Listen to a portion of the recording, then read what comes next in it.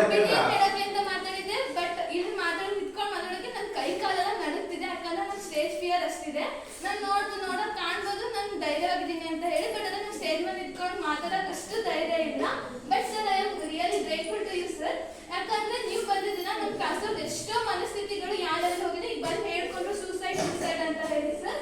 ಒಂದು ರಿಸಲ್ಟ್ ಇಂದಾಗಿ ಅವ್ರು ಅಷ್ಟೆಲ್ಲ ಡೌನಿಗೆ ಹೋಗಿದ್ರು, ಬಟ್ ನಿಮ್ಮಿಂದಾಗಿ ಅವ್ರ ಮನಸ್ಥಿತಿಗಳೆಲ್ಲ ಚೇಂಜ್ ಆಗಿ ನನ್ನ ಲೈಫಲ್ಲಿ ಏನೋ ಒಂದು ಮಾಡ್ತೀನಿ, ನನಗೂ ಧೈರ್ಯ ಇದೆ, ನನಗೂ ವಿಲ್ ಇದೆ, ನಾನು ಮಾಡ್ತೀನಿ ಅನ್ನೋ ಒಂದು ಕಾನ್ಫಿಡೆನ್ಸ್ ಅನ್ನ ತುಂಬಿದ್ದೀರಾ ಸರ್.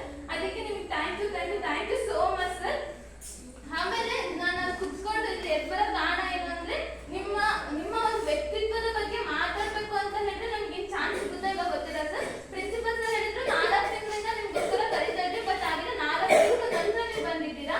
ಇನ್ನು ಎಷ್ಟು ಸ್ಕೂಲ್ ಬಿಟ್ಟಾಗ ನಿಮ್ಗೆ ಎಷ್ಟು ವರ್ಷಗಳಾದ್ಮೇಲೆ ನೀವು ನಮಗೆ ಸಿಕ್ತಿದ್ರ, ನಿಮ್ಗೆ ಎಷ್ಟು ವರ್ಷಗಳಾದ್ಮೇಲೆ ನಿಮ್ ಜೊತೆ ಮಾತಾಡ್ತಿದ್ರೋ ಗೊತ್ತಿದ್ದಿಲ್ಲ ಸರ್. ಸೊ ಅದಕ್ಕೆ ನಿಮ್ ಬಗ್ಗೆ ಮಾತಾಡ್ಬೇಕು ಅಂತ ಎದ್ದು ಬಂದಿದ್ದೀನಿ. ನಿಮ್ ಬಗ್ಗೆ ಮಾತಾಡೋಕೆ ನಂಗೆ ತುಂಬಾ ಹೆಮ್ಮೆ ಅನಿಸ್ತಿದೆ ಸರ್. ಯಾಕಂದ್ರೆ ನಿಮ್ ವ್ಯಕ್ತಿತ್ವ ಅನ್ಸ್ತದ್ದು. ನಮ್ಮ ಟೀಚರ್ಸ್ ಎಷ್ಟೋ ಜನ ಬಂದು ನಮಗೆ ಸಜೆಷನ್ಸ್ ಕೊಟ್ಟಿದ್ದಾರೆ, ಹಂಗ್ ಓದ್ಬೇಕು ಅಂತ ಹೇಳಿ, ಬಟ್ ಯಾರು ಕೂಡ ಇಷ್ಟೊಂದು ಇನ್ಸ್ಪೈರ್ ಆಗಿರ್ಲಿಲ್ಲ. ನಿಮ್ಮ ಒಂದು ಮಾತುಗಳಿಂದ, ನಿಮ್ಮ ಒಂದು ಹೇಳೋ ರೀತಿ ಆಗಿರ್ಬೋದು, ನಮ್ಮ ಜೊತೆ ಮಕ್ಕಳಾಗಿ ಹೇಳ್ಕೊಟ್ಟಿದ್ದೀರಾ ಸರ್ ನೀವು. ನಿಮಗೆ ಅದಕ್ಕಂತೂ ನಾವ್ ಎಷ್ಟು ಋಣಿಯಾಗಿದ್ರು ಕಡಿಮೆನೆ. ಮುಂದೊಂದ್ ದಿನ ನಮ್ಮ ಬೋರ್ಡ್ ರಿಸಲ್ಟ್ ಬಂದ್ಮೇಲೆ ಸರ್ ರಿಯಲಿ ನಾನಂತೂ ಕಾಲ್ ಮಾಡಿ ನಿಮಗೆ ಥ್ಯಾಂಕ್ಸ್ ನನಗೆ ಏನಾದ್ರು ಅವಕಾಶ ಸಿಕ್ತು ಅಂದ್ರೆ ನಿಮ್ಗೆ ಹುಡ್ಕೋ ಬಂದು ಸರ್ ನಂಗೆ ರಿಸಲ್ಟ್ ಇಷ್ಟ ಆಯ್ತು ಅಂತ ಹೇಳಿ ಹೆಮ್ಮೆಯಿಂದ ನಾನು ನಿಮಗೆ ಸ್ವೀಟ್ ಕೊಟ್ಟು ಹೋಗ್ತೀನಿ ಅಂತ ಹೇಳ್ತೀನಿ ಸರ್. ಯಾಕಂದ್ರೆ ಅಷ್ಟೊಂದು ಖುಷಿ ಇದೆ. ನಿಮ್ ಬಗ್ಗೆ ಮಾತಾಡ್ಬೇಕು ಅಂತ ಹೇಳಿದ್ರೆ ಏನ್ ಮಾತಾಡ್ಬೇಕು ಅಂತ ಗೊತ್ತಾಗ್ತಿಲ್ಲ ಸರ್. ಅಂದ್ರೆ ತುಂಬಾ ಮಾತಾಡ್ಬೇಕು ಅಂತ ಬಂದ್ರೆ ಏನ್ ಮಾತಾಡ್ಬೇಕು ಮಾತಾಡು. ಬಟ್ ಆದ್ರೆ ಮಾತ್ರ ಬರ್ತಿಲ್ಲ ಈಗ ನಾವು ಪರೀಕ್ಷೆ ಹೋಗ್ತೀವಿ ಸರ್, ಕ್ವಶನ್ ಮಾರ್ಕ್ ಕೊಟ್ಟಿದ್ದಾರೆ, ಏನ್ ಬರೀಬೇಕಂತ ಗೊತ್ತಾಗ್ತಾ ಇಲ್ಲ ಅಂದ್ರೆ ನಾಳೆ ಎಕ್ಸಾಮ್ ಬರುತ್ತೆ, ಏನ್ ಬರೀಬೇಕಂತ ಬರ್ದೇ ಬಾನಿ ಸರ್. ಏನ್ ಬರೀಬೇಕು ಹೋಗಿದೆಯಲ್ಲ ಬರ್ದೇ ಬಂದ್ಬಿಡು, ಅವಾಗ ಮಾತ್ರ ಎಲ್ಲ ಟಿವಿ ಪೇಪರ್ ನಲ್ಲಿ ಬರ್ತೀಯ ಸರ್. ನೀನು ಏನ್ ಭಾವನೆ ವ್ಯಕ್ತಪಡಿಸ್ಬೇಕಂತ ಬಂದಿದೆಯಲ್ಲ ಅದು ವ್ಯಕ್ತಪಡಿಸಿದಾಗ ಮಾತ್ರ ಈ ವೇದಿಕೆ ಒಂದು ಬೆಲೆ ಬರುತ್ತೆ ಸರ್. ಮಾತಾಡ್ಬಾರ್ದಪ್ಪ ಪುಟ್ಟ. ಆದರ್ಶ ವ್ಯಕ್ತಿ ಅಂತ ಹೇಳ್ತಾರೆ. ನಾನಂತೂ ನನ್ನ ಲೈಫಲ್ಲಿ ಇದುವರೆಗೂ ಆದರ್ಶ ವ್ಯಕ್ತಿಗಳನ್ನು ನೋಡಿರ್ಲಿಲ್ಲ, ಬಟ್ ಆದ್ರೆ ಇವತ್ತು ಸರ್ನ ನೋಡಿದ್ದೀನಿ. ಅದಕ್ಕೆ ಸರ್ ರಿಯಲಿ ನಿಮಗೆ thank you so much sir. ನಿಮ್ಮಂತ ಒಬ್ರು ವ್ಯಕ್ತಿತ್ವನ ನಾವು ಅಳವಡಿಸ್ಕೋಬೇಕು. ಆಮೇಲೆ ನಮ್ಮ ಕ್ಲಾಸಲ್ಲಿ ಯಾರು ಕೂಡ ನಿಮ್ ಕೈಯಿಂದ ಆಗಲ್ಲ ಅಂತ ಅನ್ಕೋಬೇಡ್ರಿ. ಇಲ್ಲಿರೋ ಪ್ರತಿಯೊಬ್ರು ಕೂಡ ನಾವು ಬಂದಿರೋದು 6th ಅಲ್ಲಿ ಕಾಂಪಿಟೇಟಿವ್ ಎಕ್ಸಾಮ್ ನ ಅದನ್ನ ಮುಗಿಸೇ ಕೂಡ ಬಂದಿರೋದು. ಅಂದ್ರೆ ನಮ್ಮಲ್ಲಿ ಎಲ್ಲರಲ್ಲೂ ಕೂಡ ಕೆಪಾಬಿಲಿಟಿ ಇದೆ. ಅದಕ್ಕೋಸ್ಕರನೇ ಇಂಥ ಸ್ಕೂಲಿಗೆ ಬಂದಿರೋದು ನಾವು. 10th ಬೋರ್ಡ್ ಎಕ್ಸಾಮ್ ನಿಮ್ ಲೈಫಲ್ಲಿ ಎಷ್ಟೋ ಎಕ್ಸಾಮ್ ನ ಫೇಸ್ ಮಾಡಿದ್ದೀರಾ, ಇದೊಂದು ಒಂದು ಚಿಕ್ಕ ಡಾಟ್ ಎಕ್ಸಾಮ್ ತರ ನಿಮಗೆ ಅಷ್ಟೇ. ಇನ್ನು ಲೈಫಲ್ಲಿ ತುಂಬಾ ಎಕ್ಸಾಮ್ಸ್ ಇದಾವೆ. ಸೊ ನಿಮ್ಮಲ್ಲಿ ಎಲ್ಲರಲ್ಲೂ ವಿಲ್ ಅನ್ನೋದಿದೆ. ಸೊ ಎಲ್ಲರೂ ಮಾಡ್ತೀರಾ, ಒಂದ್ ಒಳ್ಳೆ ಪೊಸಿಷನ್ಗೆ ಹೋಗ್ತೀರಾ. ನೀವ್ ಏನ್ ಅನ್ಕೊಂಡಿದ್ದೀರಾ ಅದನ್ನೆಲ್ಲರೂ ಸಾಧಿಸ್ತೀರಾ ಅಂತ ನನ್ಗೊಂದು ನಂಬಿಕೆ ಇದೆ, ನನ್ನ ಫ್ರೆಂಡ್ಸ್ ಮೇಲೆ ಎಲ್ಲರ ಮೇಲೂ.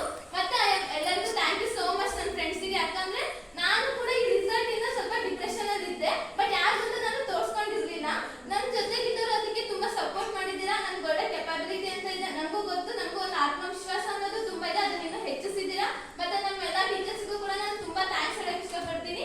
ಅವರು ಕೂಡ ಒಂದ್ ಕಡೆಯಿಂದ ಅಂತಲ್ಲ ಎಲ್ಲಾ ಕಡೆಯಿಂದನೂ ಕೂಡ ನಮ್ಮ ಆತ್ಮವಿಶ್ವಾಸನ ಹೆಚ್ಚಿಸಿದ್ದಾರೆ. ಸೊ ಅವರಿಗೆಲ್ಲರಿಗೂ ಥ್ಯಾಂಕ್ ಯು ಸೋ ಮಚ್ ಅಂತ ಹೇಳಕ್ ಬಿಡ್ತೀನಿ. ಲಾಸ್ಟಿಗೆ ನಾನು ಒಂದು ಒಳ್ಳೆ ರಿಸಲ್ಟ್ ಮಾಡಿ ಹೋಗ್ತೀನಿ. ಆಮೇಲೆ ನಮ್ಮ ಕ್ಲಾಸಲ್ಲಿ ಎಲ್ಲರಿಗೂ all the best to you all. ಎಲ್ಲರೂ ಎಕ್ಸಾಮ್ ನ ಚೆನ್ನಾಗಿ ಮಾಡ್ರಿ. ಮತ್ತೆ ನಿಮ್ ಲೈಫಲ್ಲಿ ಏನ್ ಅನ್ಕೊಂಡಿದ್ದೀರಲ್ಲ ಅದನ್ನೆಲ್ಲರೂ ಸಾಧಿಸ್ರಿ. ಮತ್ತೆ ನಿಮ್ ಬೋರ್ಡ್ ಎಕ್ಸಾಮ್ ಬಂದಿದ್ದೀನ ಎಲ್ಲರೂ ಕೂಡ ಒಂದಿನ ಇಲ್ಲಿಗೆ ಬಂದು ಎಲ್ಲಾ ಟೀಚರ್ಸ್ಗೂ ಕೂಡ ನಮ್ಮ ನಗ್ತಾ ನಮ್ಮ ಕೈಯಾರೆ ಎಲ್ಲಾ ಟೀಚರ್ಸ್ಗೂ ಸ್ವೀಟ್ ನ ಕೊಟ್ಟು ನಾವು ತುಂಬಾ ಹೆಮ್ಮೆಯಿಂದ ಹೋಗೋಣ, ಈ ಸ್ಕೂಲಿಂದ ಬಿಟ್ಟು ಹೋಗೋಣ, ಮತ್ತೆ ನಮ್ಮ ಸ್ಕೂಲಿನ ಕೀರ್ತಿನ ಹೆಚ್ಚಿಸೋಗೋಣ ಅಂತ ಹೇಳಿ ಇಷ್ಟಪಡ್ತೀನಿ ನಾನು. 18 ದಿನದಲ್ಲಿ ಏನ್ ಬೇಕಾದ್ರೂ ಆಗ್ಬೋದು. 18 ದಿನ ಸರ್ ಮಹಾಭಾರತ ಯುದ್ಧನೇ ಆಗಿದೆ ಅಂತ. ಇನ್ನು 18 ದಿನದಲ್ಲಿ ಒಂದು ಎಕ್ಸಾಮ್ ಅಂದ್ರೆ 2 ಬುಕ್ ಯಾವ ಲೆಕ್ಕ ನಮಗೆ 2 ಬುಕ್ ಎಷ್ಟೋ ಸರಿ ಓದಿದೀವಂತೆ. ಇನ್ನೊಂದು 18 ದಿನದಲ್ಲಿ ಇನ್ನೊಂದು ವಾರದಲ್ಲಿ ನಾವು ರಿವಿಷನ್ ಮಾಡ್ಕೊಂಡು ಆರಾಮಾಗಿ ಎಕ್ಸಾಮ್ ನ ಫೇಸ್ ಮಾಡ್ಬೋದು. ಮತ್ತೊಂದು ಒಳ್ಳೆ ಗುಡ್ ರಿಸಲ್ಟ್ ಕೂಡ ನಾವು ಮಾಡ್ಬೋದು ಅಂತ ಹೇಳ್ತೀನಿ. ನಮ್ಮ ಅಪ್ಪ ಅಮ್ಮನ ಬಗ್ಗೆ ಅಂತ ಹೇಳಿದ್ರೆ ಎಲ್ಲರಿಗೂ ಅವ್ರ ಅಪ್ಪ ಅಮ್ಮನೇ ಅವ್ರಿಗೆ ಗ್ರೇಟ್ ಅಂತ ಹೇಳ್ತೀವಿ. ಯಾಕಂದ್ರೆ ಅವ್ರಿಗೆ ಅಷ್ಟು ಬೆನ್ನೆಲುಬಾಗಿ ನಿಂತ್ಕೊಂಡಿರ್ತಾರೆ. ನಾನ್ ಲೈಫಲ್ಲಿ ಹುಟ್ಟಿದ್ದು ಒಬ್ರೆ, ನಾನು ಲಾಸ್ಟಿಗೆ ಹೋಗೋದು ಕೂಡ ಒಬ್ರೆ, ನನ್ನ ಜೊತೆಗೆ ಯಾರು ಬರಲ್ಲ, ಎಲ್ಲರೂ ಬರ್ತಿರ್ತಾರೆ. ನಾವೊಂಥರ ಒಂದು ಬಸ್ ಇದ್ದಂಗೆ ಅಂತಾನೆ ಹೇಳ್ಬೋದು. ಎಷ್ಟೋ ಜನ ಹತ್ತಿರ್ತಾರೆ, ಎಷ್ಟೋ ಜನ ಇಳ್ಕೊಂತಿರ್ತಾರೆ, ಬಟ್ ಲಾಸ್ಟಿಗೆ ಹೋಗಿ ತಲುಪೋದು ನಾವು